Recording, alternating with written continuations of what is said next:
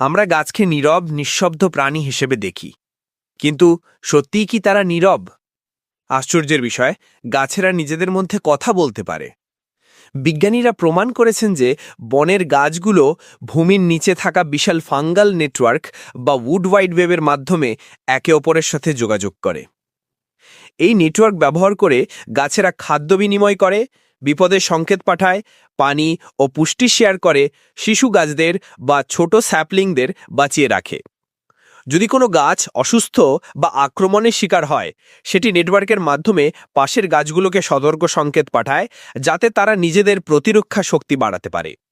আরও আশ্চর্যের বিষয়, বড় ও পুরনো গাছগুলোকে বলা হয় মাদার ট্রিজ, যারা ছোট গাছদের বেশি পুষ্টি পাঠিয়ে বাঁচিয়ে রাখে, যেন মন সুস্থ থাকে। এটা এক ধরনের সামাজিক জীবন, মানুষের সমাজের মতো। অর্থাৎ বন শুধু গাছের সমষ্টি নয়, এটি একটি জীবন্ত, সংযুক্ত এবং সহযোগিতামূলক গোপন সমাজ। এমন আরও অদ্ভুত, জ্ঞানবর্ধক এবং তথ্যমূলক তথ্য জানতে এবং প্রতিদিন নতুন কিছু জানতে আমাদের সাথেই থাকুন।